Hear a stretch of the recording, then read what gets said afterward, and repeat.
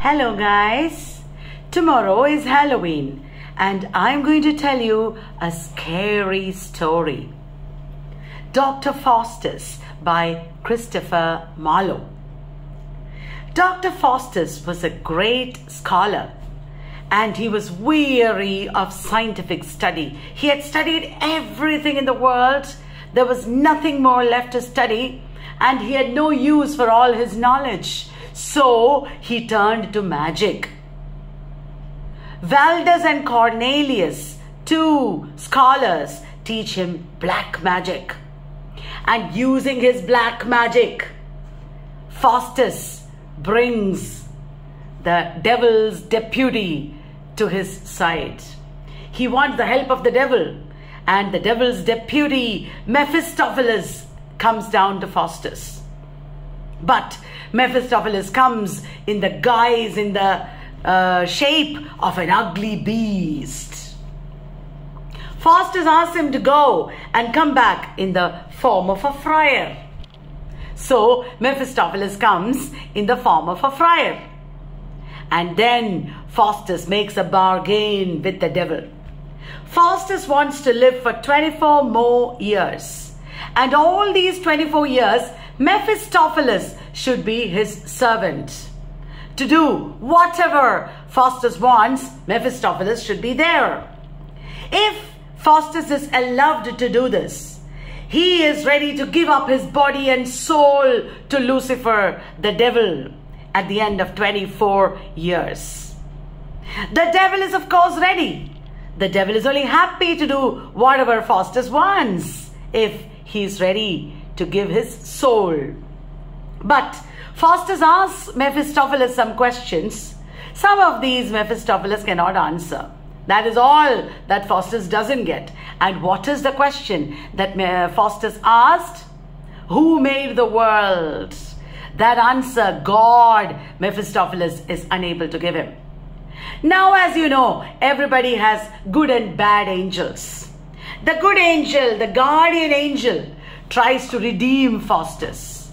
But the bad angel convinces Faustus that he is damned. But then Lucifer, the devil himself, appears and shows Faustus the pleasures of the 7 deadly sins. All the 7 deadly sins come before Faustus. And Faustus is convinced that it is wonderful to be a sinner. And Faustus wants to sign the bond, the pact with his blood.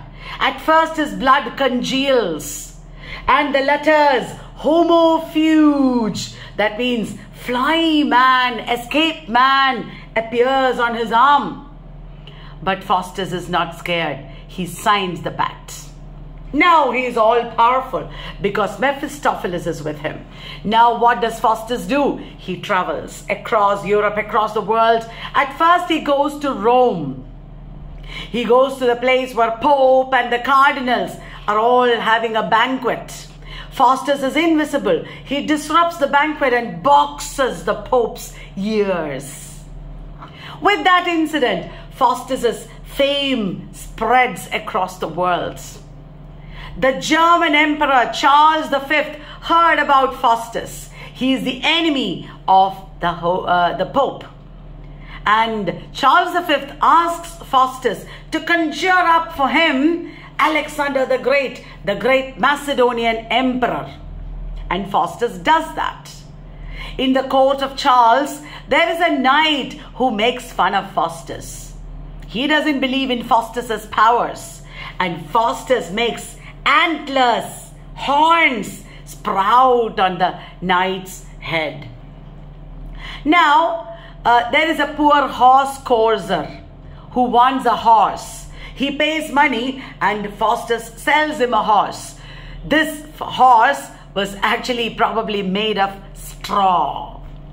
Faustus says, don't let the horse go near water. But the horse goes near water and turns into straw.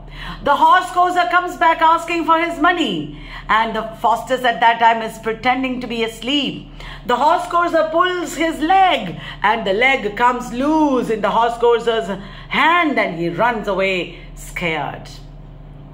At this time, Faustus goes to the court of the Duke of Vanholt. It is the dead of winter. The Duchess of Vanholt wants grapes, and Faustus conjures up grapes in winter. In the court of the Duke, the horse courser and several others appear. They had all been cheated by Faustus, but Faustus casts a spell on them and escapes. Like this, Faustus makes a lot of sinful mistakes from which he has a lot of fun. You should not do that. After 24 years is coming to an end, and Faustus is scared. He does not want to be taken away by the devil, but there is no choice. At this time, with the help of Mephistopheles, he conjures up the most beautiful woman, Helen of Troy. And he shows off to his students, they are called scholars in the play, this most beautiful woman. He is a sinner, Dr. Faustus. There is an old man who asks Dr. Faustus to repent. You have to repent and then God will save you. But Faustus is not ready. He just belittles the old man. At this time, Faustus summons Helen of Troy once again. You know the famous lines. Was this the phase that launched 1,000 ships and burned the topless towers of Ilium? Sweet Helen, make me immortal with a kiss.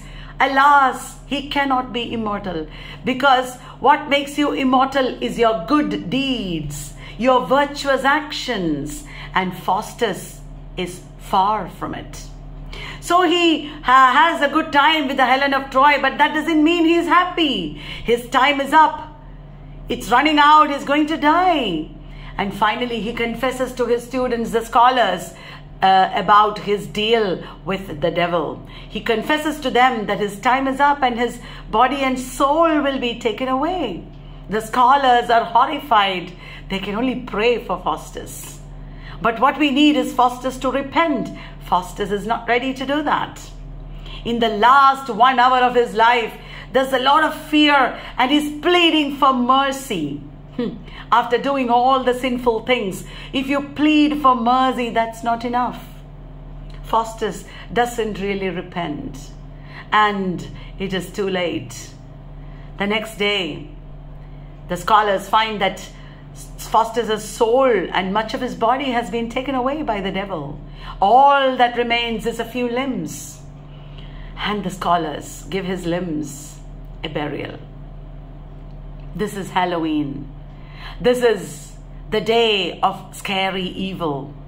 In literature, there's a lot of scary things that are narrated with the underlying message that we should be good people.